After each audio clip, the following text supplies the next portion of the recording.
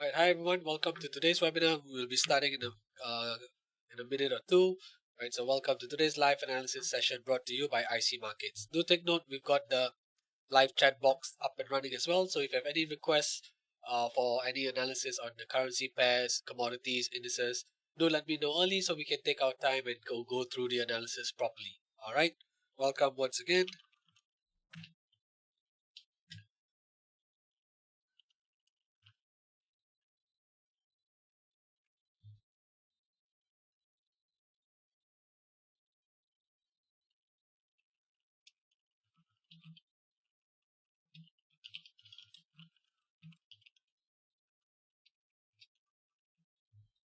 And for those who may have missed this morning's pre-market analysis with Desmond, I'm just going to drop the link in the chat box as well, so you guys can watch it after this live analysis as well. All right, here you go. All right, so here's the link for this morning's live pre-market live analysis with Desmond. This gives you the broader overview of the markets with regards to the daily time frame, so giving you the outlook for the week as well. All right. Good morning, Renata. All right, we definitely cover the pound. So I'll tell you what, we'll start with the dollar index, move on to the euro, and then pound as well. And of course, before that, we've also got we'll go quickly look at some of the key economic events coming up this week. It's a pretty heavy week.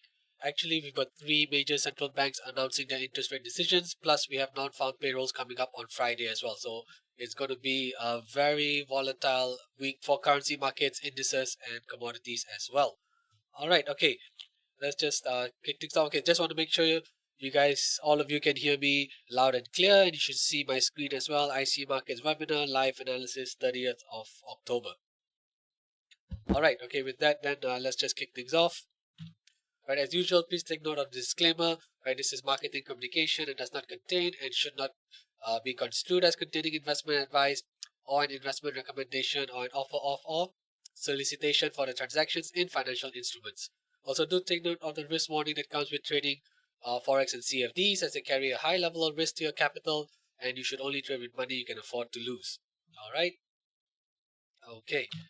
So here's a simple agenda for today. We'll just look at the key economic events coming up. As I mentioned, we have three major central banks announcing their interest rate decisions or releasing their monetary policy statements this week. We have the Bank of Japan tomorrow, 31st of October. We've got the Federal Reserve concluding their FOMC meeting on 1st of November. And we've got the Bank of England with their monetary policy meeting as well on 2nd November. And we wrap things up with the much awaited, highly anticipated non-farm payrolls on the 3rd of November, Friday. Alright, so my name is Ketan Ramachandra. I'm an analyst here at Everest Fortune Group. So this webinar series is brought to you in a special partnership between IC Markets Global and Everest Fortune Group, where we've been the finalists for Best FX and Equity Research for the following years, 2019, 2020, and 2021. Alright, so we'll just quickly run through the three major central bank events and what to look out for and what we can expect as well. Okay, so before I do that, just let me adjust. All right, yeah, I think this is a bit better, so it doesn't cover the charts as well or the slides. All right, okay. So, all right, first up, we have the Bank of Japan. As usual, the Bank of Japan doesn't give a specific time as to when they are going to release their monetary policy statement as well as a press conference, but we can expect that it will happen roughly around 4 a.m. or 4:30 a.m. GMT time. So roughly around 4:30, between 4 and 4:30 a.m. GMT time. Roughly around that time, we can expect the Bank of Japan to release its monetary policy statement, and the press conference is usually followed 30 minutes to an hour after the release. All right. So just quickly take note. Hi, morning. All right. Hi, Jamilu. Good to see you as well. Right. So the Bank of Japan has kept its policy rate at negative 0.1% since 2016, coming to almost 7-8 years now. Right. So despite the high inflationary environment of the last 18 months, 18-20 months, they are the only major central bank to have not adjusted their policy rates. So, and it's widely expected that at tomorrow's meeting, they're going to maintain it at negative 0.1%. So no surprises there. Right. So what is something to look out for during the press statement and the press conference would be any tweaks to the yield curve control policy, right? So the yield curve control policy on the YCC is the level that they set for their for the bond yields on the Japanese government bond yields, right? So if this target level is adjusted higher, right, then we are quite likely to see uh, demand for the Japanese yen pick up. So that means currency pairs like the dollar yen would fall, right? So all things being equal, if they keep the policy rate at negative 0.1% and they do not adjust the target level on the YCC, then we could see the yen continue to sell off. So that would mean dollar yen would potentially rise up. So do take note of how any adjustments to the target level on the yield curve control policy or YCC could affect the direction or the demand for the Japanese yen. All right, so do take note of that. So no changes to policy rate, very likely is going to be kept at negative 0.1%, but do take note of the press statement and the press conference where any mention or adjustments to the target level on the YCC is going to impact the Japanese yen.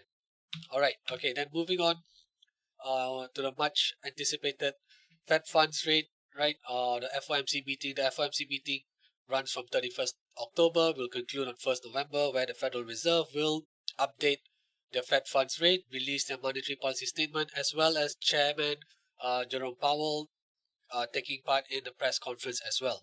So it's widely expected for the target rates to be maintained on hold for the second consecutive meeting in a row. That's 5.25 to 5.5%. So we do not expect the Fed to raise rates on 1st November. But do take note, if the press statement and Chairman Powell's press conference it turns out to be hawkish, right? If it turns out to be more hawkish rather than neutral, then we can expect demand for the US dollar to pick up again, right? So do take note how the press statement and the subsequent press conference could impact the direction of, or rather could impact the demand of the US dollar, which in turn would impact the direction of the dollar index, the euro, the pound, and so on and so forth, right? So do take note of that. Right, and also, if you were to Google CME Fed Watch tool, it takes you to a website where it updates the target probabilities for every meeting. So for this meeting that concludes on 1st November, there's a 99.4% probability that the Fed will keep the rates on hold. So current rate target is 5.25 to 5.5%, and the 99.4% probability of this Fed funds rate remaining unchanged makes us quite confident that they are not going to cut, or that they're definitely not going to cut, but at least we're quite very confident that they're going to maintain rates on hold. What is going to be key is the press statement and the press conference.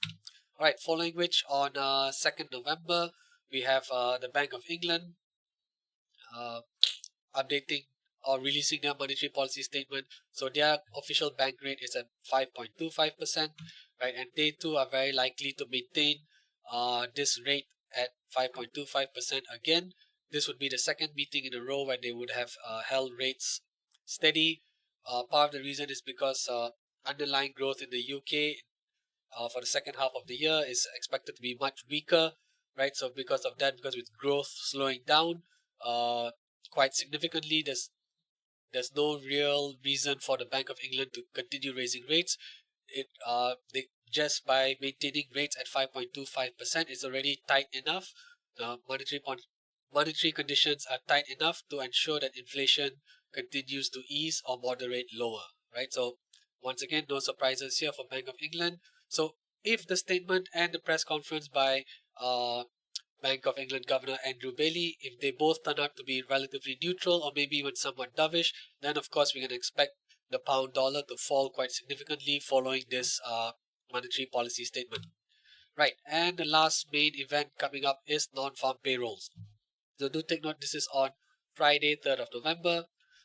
After last month's blowout reading of 336,000, we've got a forecast of 182. So do take note, any actual result that's going to be higher than 182,000 is likely to function as a bullish catalyst for the dollar index, and any figure that's lower than the forecast is likely to function as a bearish catalyst. So do take note of how this event could impact the direction of the dollar index, and this is a very volatile event as well. So Generally, I would suggest traders to wait for the news to be released and then quickly do a. Obviously, you need to do a technical analysis beforehand, but wait for the news to be released, then update your levels if necessary, and then play the momentum should there be in the correct direction for the trade, right? So it's because unless you have a very wide stop loss, then you would probably be able to ride through the volatility of the non-farm payroll. But otherwise, if you're running tight stop losses, it's simply not worth it, right? It's better to just wait for the data to be dropped, quickly assess the impact, and then do your technical analysis, and then put on the trade, right? Okay, so let's dive into. Alright, so you can go over to Forex Factory and find out exactly when the respective economic data events are being released, right? Alright, so let's move on to trading view, and we'll start off with the daily time frame first. Alright. Okay, so just to take note, this for those who may have caught the pre-market live analysis with Desmond this morning, right? These are the levels that were identified this morning, and also I've also dropped the link in the live chat box as well for those who would like to rewatch this webinar. You can do so at your own pace after this current live webinar. All right, okay. So we'll just start off with the top view with the daily time frame, and then we'll zoom in onto the 4-hour time frame and try and find or identify more actionable levels for the dollar index on the daily time frame. And then we'll move on to the euro, the pound. We'll cover dollar yen as well because we've got the BOJ coming up tomorrow. Then we'll look at gold and oil as well, and any other currency pairs, indices, or commodities that you would like me to go through with you. All right, okay. So as we can see, uh, first resistance at 107.76, right? We see price making a pretty strong, significant bounce here back in on 15th of September 2022, then running into resistance here on 18th November 2022. So we can see a pretty strong overlap level here, which is going to be is why we've identified it as the first resistance at 107.76. Right. Okay. For the first support, we can see price has reacted off 105.64 multiple times, right? Running into resistance here on 13th of June, finding decent support here in mid-August, although not the best level, but it did offer pretty decent amount of support. And then here on 15th November as well as 24th November, making a somewhat shallow double bottom here before price finally broke through. And once it broke under it, you can see it running into resistance on 6th of Jan as well as on 7th of March. Right, so this was a key level where price has reacted off 105.64 multiple times, which represents a key overlap resistance level. So once price broke above this level at the end of September, we saw it find support 3 times. Right, we found it to have found support on, what is this? This is 29th September, 12th October, and as recently as last week as well, 24th of October as well, right? So this is a very key overlap support level, and not only that, it also lines up very well, or aligns very well with the 23.6 Fibonacci retracement.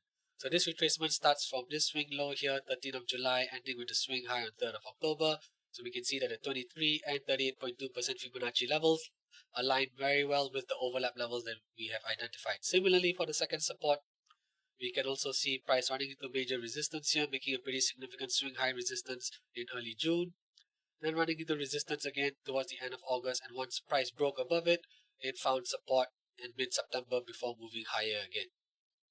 Right, so this is how we identify key or significant overlap support and resistance levels. And then if we do see any other Fibonacci retracements or projections aligned with that level, that adds as a contributing factor to the significance of that particular level or zone. All right, okay, let's dive into the 4-hour time frame for the dollar index. Right, so I think with regards to first support, I think first support at 105.64 is fine. what I would probably try and identify is a pretty decent pullback support here, or intermediate support. I would like to identify this level here at 106.35 as an intermediate support. Why is that the case? Okay, if you zoom in, you can see that when price rose up towards 106.32, it ran into a little bit of resistance before breaking higher, then finding support again, and then moving as high as 106.90 before retracing down towards 106.32 again. So you can see a few times where price has reacted off this level since 24th of October. So that is why I would like to identify this as an intermediate support level where price could potentially bounce off it here. But however, if price were to break cleanly below this level, it will trigger the move down towards the first support. Right. Similarly, for the first resistance is at 107.65. That's a little bit too far from where price is currently trading. So for the 4-hour time frame, I would identify 106.90 as the intermediate resistance level. Right.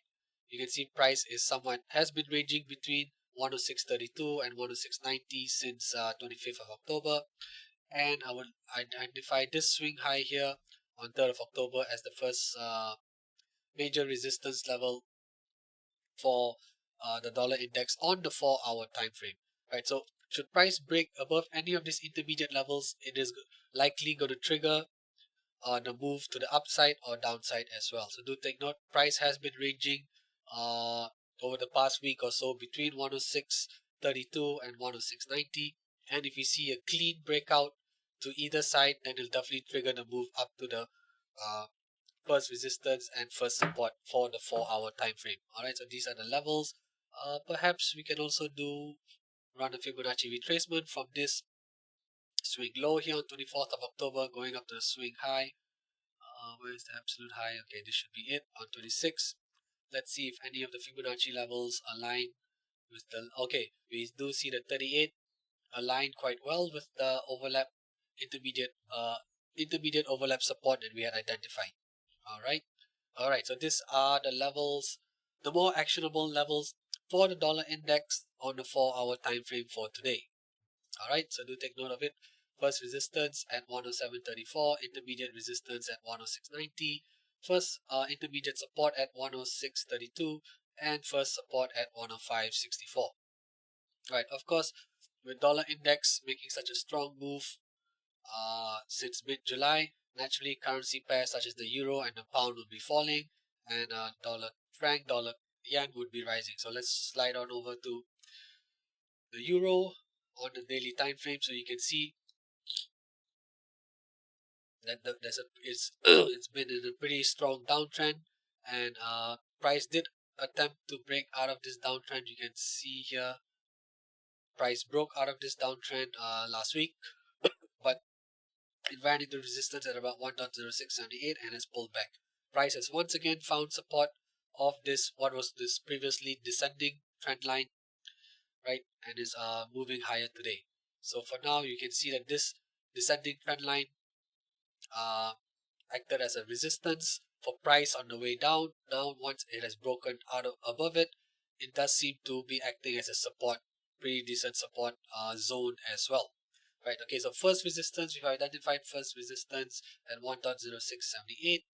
This aligns very well with a strong pullback. Well, it's now an overlap level because we see a significant swing low here, a strong bounce here that took place at the start of June. Then as price pulled back, we can say it found decent support on 7th September before finally breaking through, and then as it rose up towards this level again last week, it found resistance and dropped. So this is a pretty significant overlap level where price has reacted of it multiple times, and that is why we have highlighted it as the first resistance. So this level acted as a support back in the past, but now will act as resistance. Alright, so first support at 1.0488. Similarly, we see price making a significant swing bounce here back on 6th of Jan, and you can argue it found support above this level in mid-March again before moving higher. And then similarly, it found support on 2nd October, not the cleanest level or not the cleanest price action, but you can see how this level has offered very decent support for price on the euro here. So 1.0488 is the first major support level for the euro on the daily time frame. Right, second support is this overlap level here at 1.0345.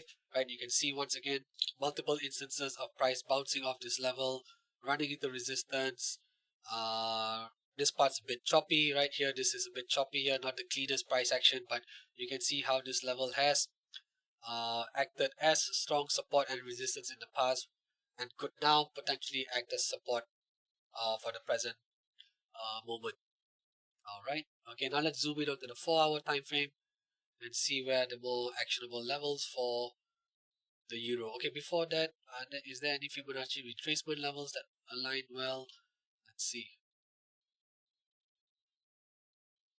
23, 38. No, I think I'll just like to keep 38, because we do see a pretty decent overlap here at 38, price bouncing off this level here at 1.0766, and then once it broke underneath it, finding a little bit of resistance as well. So this potentially could be uh, a significant overlap resistance level. Okay, now let's go on to the 4-hour time frame for the euro. Right. Okay. So with regards to first resistance, right, the resistance that's been identified on the daily time frame is more than applicable for here. What I would like to probably identify would perhaps be some sort of intermediate resistance, right? Because 1.0678 is about, how far is that? It's almost 90 pips away from where price is currently trading. That's quite a large distance. So let's try and identify any more intermediate resistance levels by using the Fibonacci retracement. Right. So we do see 38.2%. Let's just pull up all the fibs. Is there anything else that can help us? 61. All right. We do see price where the 38.2% Fibonacci retracement level lies. We do see a pretty decent case for an overlap resistance level, right? Price finding a little bit of support here on 25th of October before retracing higher and then dropping through it. And then on last Friday, price attempted to break above this level but ran into resistance and dropped. So now today we can see price once again attempting to break above this overlap resistance. So that is why I've identified it as an intermediate overlap resistance, which is at 1.0586. Right. We'll keep 38 and 61. I'll explain in a bit why 38 and 61, because at 61.8% Fibonacci retracement, we do see a pretty decent overlap once more, right? With price falling on 21st of September, then it found support here over 2 or 3 trading days, roughly, right? Before price broke underneath it. Similarly, as price rose up, it found resistance once more in mid-October before dropping. And this level also aligns quite well with the 61.8% Fibonacci retracement. So this could be the next potential resistance for the euro on the 4-hour time frame. So do take note, price is attempting to break out of this overlap resistance level here for the second time. If it does so, then it's quite likely you could see that it would trigger a move to the upside where 1.0629 would be the next resistance zone for the euro. Similarly to the downside, I think first support at 1.0488 is fine. What I would probably try and identify is perhaps an intermediate support level here.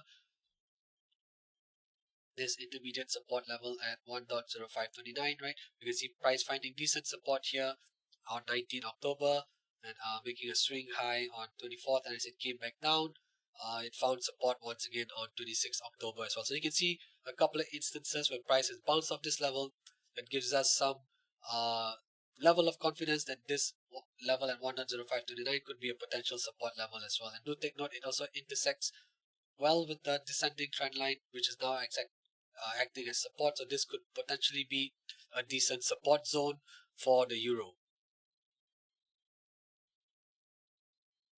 Alright, hi HMH, good to see you have joined us as well. Yeah, no worries. Yeah, do take note. For those who may be joining us late, do take note. The live videos are updated onto YouTube, uploaded onto YouTube, so you can always catch it at your own time, or whenever you're free at your own convenience to recap not only the pre-market live analysis, but this session as well. Alright, so these are the more actionable levels for the euro on the 4-hour time frame for today. Right. Okay, next up, the pound. Right, so we've got the Bank of England releasing their monetary policy statement on 2nd of November. Right. So that's here. If we go on to Forex Factory, so 12 p.m. GMT time, they will release their monetary policy report, and also update the official bank rate as well. They're widely expected to keep it at 5.25%. This level of interest rates is already working its way into the economy, with the UK economy slowing down quite significantly in the second half of the year, and also inflation, although still elevated, has been moderating quite steadily. And we have Andrew Bailey, who's the governor of the Bank of England, uh, making his speech and press conference at 12:30 p.m. GMT. So do take note, if the report and if Governor Bailey turns out, or if they communicate a rather neutral outlook with regards to monetary policy, we could see the pound continue to sell off as well, right? So it's more of, markets are already anticipating that the Bank of England will keep rates on hold, so no surprises there. What could potentially drive the direction for the pound would be the statement on the monetary policy report and the press conference by Governor Bailey, right? If they both turn out to be relatively neutral, we could see the pound sell off following this event. Right. Okay. So back to the chart on the daily time frame. Right. Okay. So we can see, uh, right, first resistance. We see price making very significant swing bounce here on 26th of May. It didn't act as support on the way down, but it did act as a pretty strong resistance level on 11th of October. So we do see a case for a significant overlap level at 1.2313. That's why we've identified it as the first resistance. And not only that, it also happens to align very well with the 23.6 Fibonacci retracement as well. Similarly, for the second resistance, there's a case for pretty decent pullback support here back on 7th and 7th to 12th of September, before price finally broke underneath it. So price did find decent support here at 1.2460, which could now potentially act as a pullback resistance level should price move higher. And this level also aligns well with the 38.2% Fibonacci retracement. Right to the downside, we see price making this finding some support here on 3rd of October, and you could argue that um, the pound has been ranging between 1.2047 and 1.2313 since the start of October, pretty much, right? It's been sideways trading after a very strong bearish move. It's now range bound trading or sideways trading since pretty much the start of October. Apologies. Right. So that is why this pullback level here at 1.2047 has been identified as a intermediate support, and the first support is at 1.1825, because we can see price making two significant swing bounces here, first on 5th Jan and the second on 9th of March, right? So we can see price has bounced off this level twice very strongly. So this is where the first major support for the pound would be. This is a pullback support, which also aligns very well with the Fibonacci extension level, right? So Fibonacci extension levels can help us identify potential support areas when price is falling down. So if you look at 127 and 161, right, previously 127, when price was retreating back, 127 would have been the first support area for the pound, right? Although there's no other overlap or pullback level, but we can see that price has indeed reacted off 127% Fibonacci projection extension level, and has failed to break below it for now, right? So we can see how this extension level has helped us to predict where price could potentially find support. So if you had been shorting the pound on the way down since end of September, 127% Fibonacci extension level would be the area where you would be looking to book profits, or at least close out half of your position, right? And you can see how closing out your full position at around the 127% Fibonacci extension would have been a very good idea, or a very good level to completely exit the position, right? Similarly, that is why we've also used the 161% Fibonacci extension level here. So in this scenario, we have the combination of a strong pullback level plus the 161% Fibonacci extension level. So should price break below this intermediate support at 1.2047, it's very likely we could see the pound slide all the way down towards the region of the first support. All right, and do take note of these levels for the pound on the daily time frame. And also, sorry, if we zoom out a little bit, we've done a Fibonacci retracement from this swing low here, 27 September, going up to swing high on 13th of July. We can also see that the 50% Fibonacci retracement lies underneath the 161%. So we do have another retracement level that could probably help us identify this support zone rather than an absolute level, but as a zone, right? Okay, so that's for the pound. Okay, now let's look at the 4-hour time frame. Well, let's zoom in onto the 4-hour time frame and see where the more actionable levels that we can try and identify. All right, okay, so on the 4-hour time frame, I think, okay, intermediate support is fine. First support is fine. So should pound reverse and break through 1.2047 cleanly, it's very likely going to trigger the move all the way down to the first support. Similarly to the upside, I think first resistance is fine. This is a major resistance for the pound, but there could be some intermediate resistance levels. All right, how are we going to find that out? Let's use the Fibonacci retracement tool, starting from this swing high on 24th of October, going down to the swing low on 26. Let's pull up all the fibs and see what we get. And not only that, let's just zoom in as well. All right, there is a pretty decent overlap. I guess a couple of overlaps I do see here. All right, is where the 38 and 56 is it 38 and 50%, right? So let's keep 38 and 50. I'll try and explain this now why is the case. Right, so if you look at this level at 1.25, 1.2153, right, as price was pulling back from this swing high here on 24th of October, it found decent support at this level. It retraced a little higher before dropping down. Similarly, it ran into resistance on 25th of October and last week as well, 27th of October. So we do see a case for a pretty decent overlap level here, which is going to act as an intermediate resistance for the pound. And it's also a level that aligns quite well with the 38.2% Fibonacci retracement. Right, so 1.2153 would be the intermediate resistance level for the pound. Similarly, if you look at where the 50% Fibonacci retracement lies, there is a case for another decent, in this case, pullback resistance, right? You see price running into a little bit of resistance on 19th of October, and then as it made this retracement higher on 25th of October, it ran into, it failed to break above 1.2181 and proceeded to drop lower. So there's another strong, I would like to identify this as a pretty strong resistance zone, intermediate resistance zone for the pound, right? So if you were,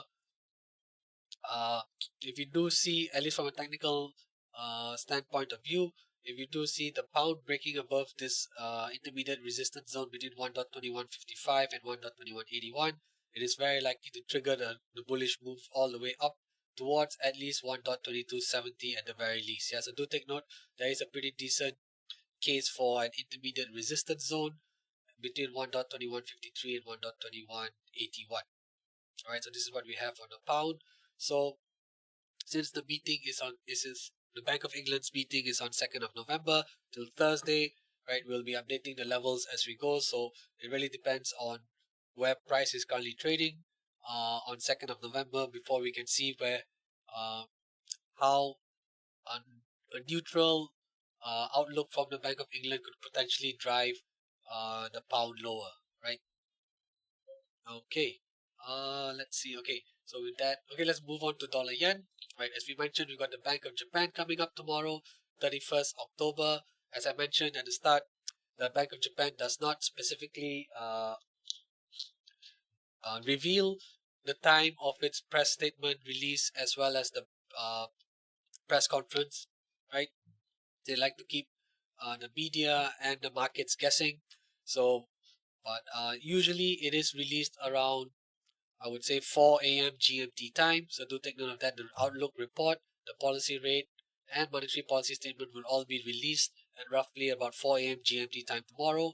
And the press conference is usually followed on at about 1 hour after, right? So do take note of when the news is actually going to drop, because we have no official time on when it is going to be released. But we do know that it's going to be very likely is going to be the policy rate will be kept unchanged at negative 0.1%.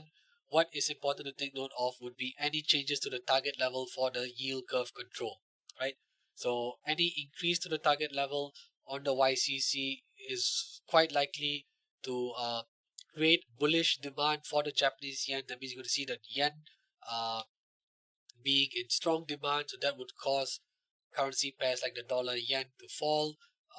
Of course, all the yen crosses will be falling as well. So Aussie yen, pound yen, euro yen would all be falling along with dollar yen. So that's how any potential tweak to the YCC target level, especially to the higher side, could trigger strong demand for the Japanese yen. All right, so do take note of that. All right, so let's look at the daily time frame for the yen or dollar yen. Okay, what is also important to take note of, that price is currently trading close to where uh, we saw the October's high of 2022. Right, part of the reason, or well, not part, the main reason why dollar yen pulled back so aggressively in the last quarter of 2022 was basically because the Bank of Japan intervened in the open currency market.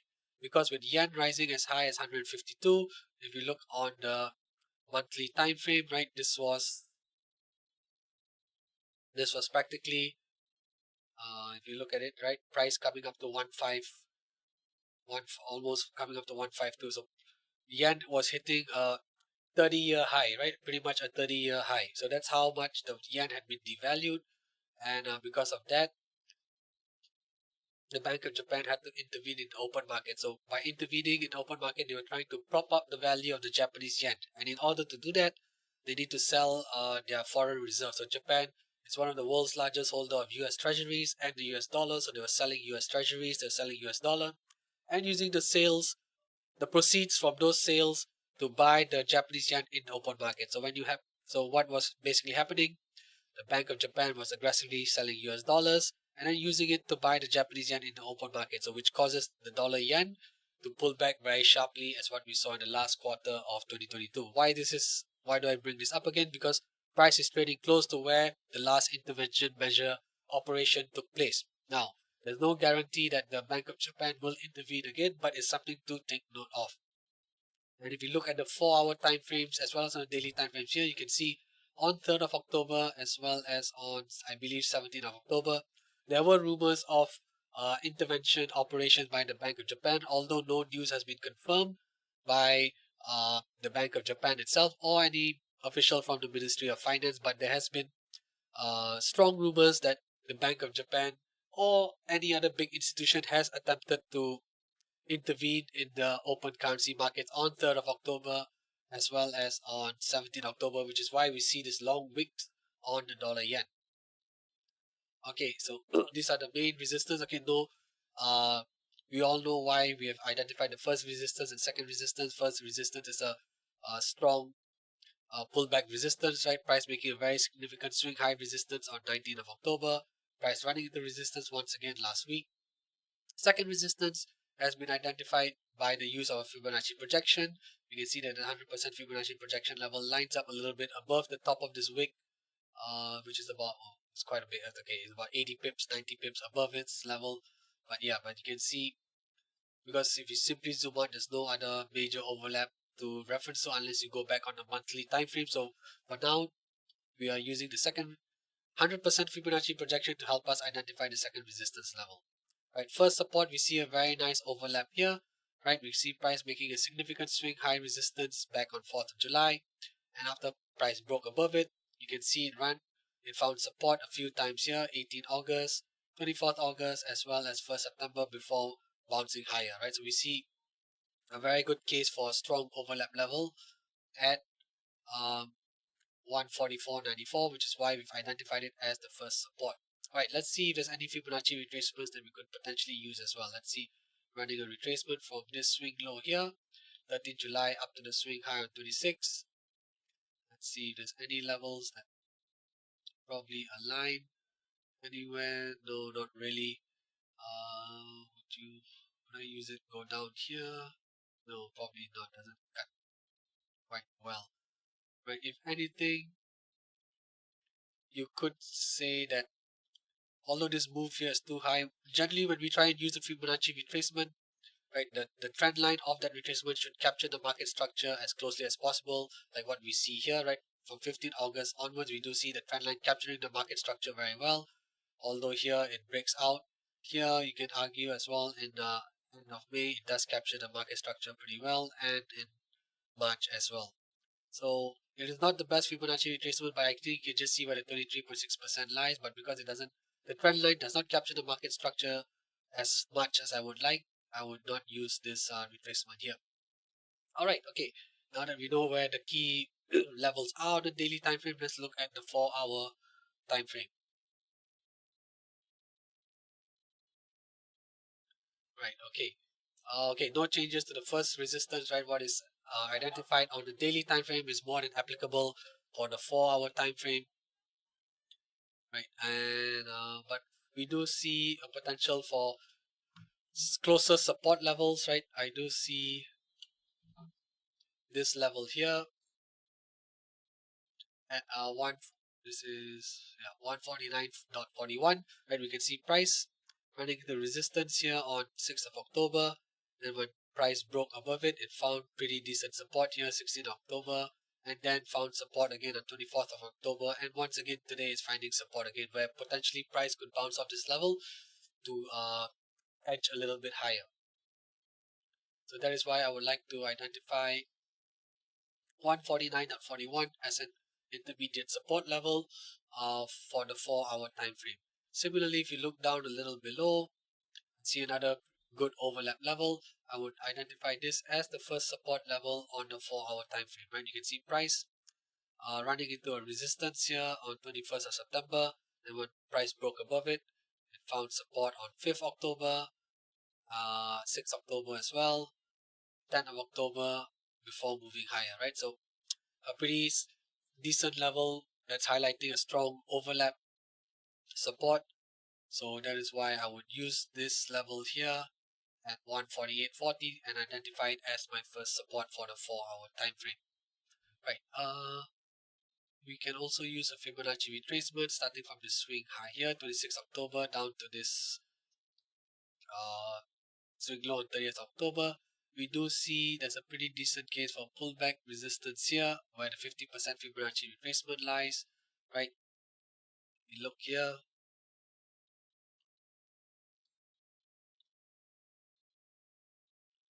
There's a price ran into resistance here on 3rd of October, and then once more from 19th October all the way till 23rd October. Pretty decent case for a pullback resistance here, where price could, and it also aligns quite well with the 50% Fibonacci retracement. So should price has bounced off this intermediate support level here, and if it does take out this intermediate resistance, then we could see there's a good possibility that dollar yen could climb above 150 once more, right? So do take note, this would be the key levels to look out for the dollar yen on the 4-hour time frame. All right, okay. We've got about 15 minutes left. If you would like me to uh, go through any analysis for any request that you may have, please let me know now. So we have sufficient time to go through it and we can do the analysis properly. Otherwise, I'll just move on to gold, and then we'll cover WTI oil as well, crude oil as well. All right. Do let me know if you have any requests for any analysis for the indices, commodities, or currency pairs, and I'll get to it as soon as I can. Yeah. Let's not leave it to the end for any requests. All right, okay. So similarly, spot gold prices, daily time frame, naturally we see price making a significant swing high here on 17th of April, then once again on 5th of May, right? Pretty much forming a double top here. So 2048 is the first major resistance level for gold on a daily time frame. And if you look at 1979, we can see multiple instances where price has reacted off this level as a support, resistance, resistance, resistance again, and then finding a little bit of support as well. So this is a pretty significant overlap level, and that's why we've identified it as the first resistance at 1979. Second support, sorry, it's also it's a level that previously acted as a strong pullback resistance level, right? Price ran into resistance on 31st of August, and then once again on 20th of September before dropping lower, right? So what was previously a pullback resistance level could now potentially act as a pullback support level now that price is broken above it, right? Let's see if there's any Fibonacci levels that we could identify. Let's see, let's pull up all the fibs. Right, we do see the 38.2% Fibonacci retracement aligned very well with the pullback resistance or the pullback support at 1947. So let's just keep 38%.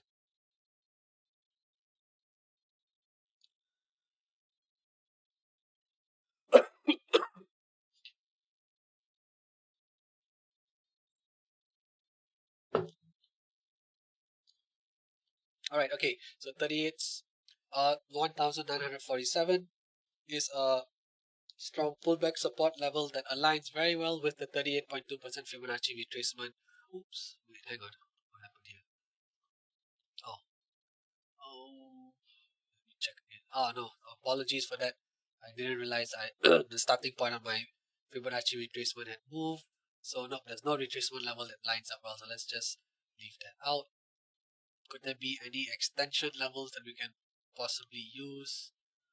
Right, we can see that the 161% Fibonacci extension level also aligns quite well or quite close to where we had identified the first resistance level, right? So this acts as a secondary factor to the significance of the first resistance, right? The 161% Fibonacci extension is a supporting argument to the first resistance at 2048.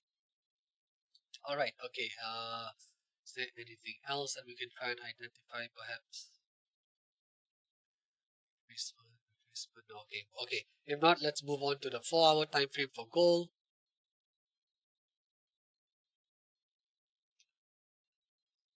Right, okay, so we see this move here. It's fine. Yeah, we're definitely not going to see anything on the retracement as well. Just want to make sure. No, definitely nothing there. Right, okay. So with regards to the first support on the 4-hour time frame, I think that's absolutely fine. It's perfectly fine. We can keep the first. So the first support that's used to identify for the daily time frame is also applicable for the 4-hour time frame, and the second support is fine as well. Probably what I try and identify would be some sort of intermediate resistance. Perhaps would there be any intermediate resistance?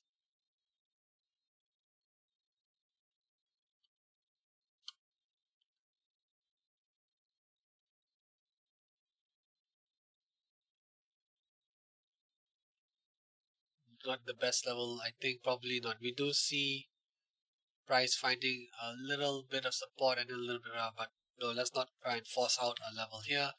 What we're looking for is really strong, significant reactions of a particular price point. Small levels like these, or small moves like this, generally don't uh, offer much, especially over a short period of time. If there was an extended line that we see here where price has reacted off it multiple times, then I think we'd have a stronger case for identifying 2021 as an intermediate resistance. But for now, let's not try and identify any resistance. If any, we can just probably take the swing high that took place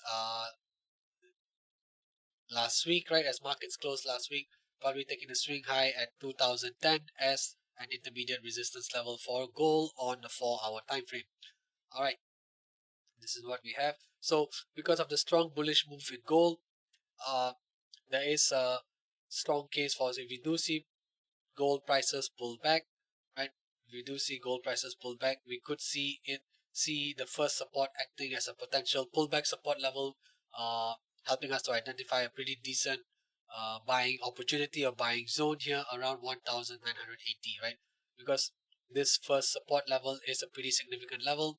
So if price does continue to pull back, and if it stays above 1980, this could potentially give us an opportunity to enter gold again, where we're looking for a potential bullish bounce of this pullbacks of this is this an overlap, or yes, it's an overlap support. Yeah, right. So do take note that should gold continue to slide lower, and if it does hold around 1980, we could see a potential bounce up for gold, at least for this week. Okay. If not, let's just go on to crude oil. So we'll wrap up with crude oil, right? So I'd just like to repeat, do let me know if you'd like me to cover any uh, analysis for any of the other currency pairs that I may miss, or even perhaps on indices. Do let me know as soon as possible so we have time to actually go through it properly. All right. Okay. If not, I'll just wrap up with crude oil. So we look on the daily time frame here. Zoom on a little bit. Right. So since the start of July, crude prices have been uh, rising quite strongly. It's a strong bullish move from 27th of June all the way till 28th of September. And part of the move reason was uh, Saudi Arabia, along with OPEC and OPEC Plus, as well as Russia announcing production cuts that extended throughout the end of the year. So when you have production cuts being made by big oil suppliers or oil producing countries, this can potentially function as a bullish catalyst for crude prices, which is what we've seen. We've also seen strong demand in the US over the peak summer travel period, right?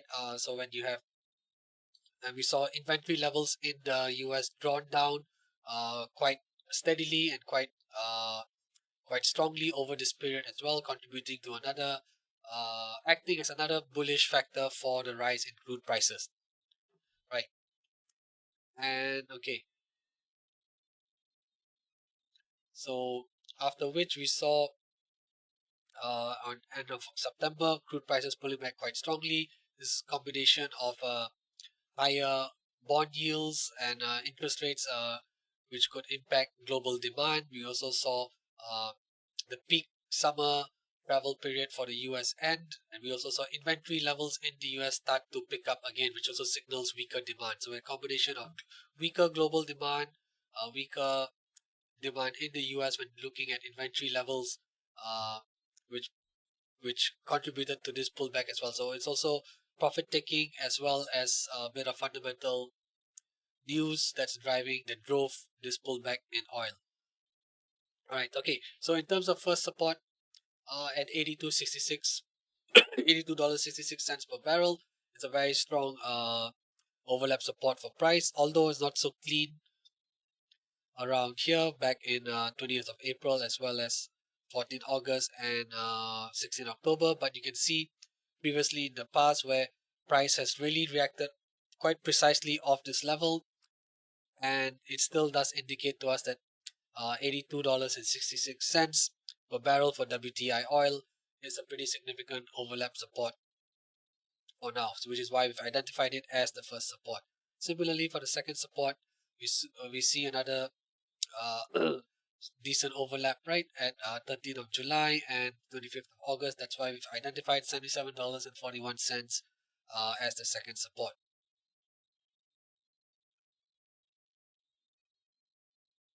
Okay, for resistance, right, we can see price making a pretty decent pullback here on 21st of September, then running into strong resistance on 20th of October. So we do see a case for a strong overlap level at 88.89. That's why I've identified it as the intermediate resistance. First resistance is this strong overlap level at 92.73, which also aligns very well with the 50% Fibonacci retracement. Right, so you can see since 16th of March 2022, price has reacted on this level multiple times. Of course, this price action here isn't very good in the sense that it didn't respect the overlap level, but you can see generally where in other instances when this level has functioned quite significantly as a resistance or support, and more importantly, it recently acted as a major resistance point for WTI oil. Right, so that's how we've identified the first resistance level. Okay, I think, is there any Fibonacci retracement levels to use? Okay, perhaps. Okay, we go from 28th of June to the swing high here. Alright, we do see the 61.8% Fibonacci retracement aligned very well with the second support. So that's, we'll just keep that. So this gives us another secondary factor to the significance of this second support level. Alright, okay, so we'll just wrap up with the 4-hour time frame on crude oil, on specifically WTI oil. So on the 4-hour time frame, we do see another, you can see here is a case for another intermediate resistance at 85.55, right? Price making a pretty significant bounce here on the 4-hour time frame on 19th October, finding a little bit of support on 24th of October before dropping lower, and running the resistance last week as well. As so this level here at 85.55 is a pretty decent overlap level that we can identify as an intermediate resistance for WTI oil on the 4-hour time frame. Let's see if it aligns well with any Fibonacci retracements. Right, it lines up quite well with the 50% as well, so let's just keep 50% there.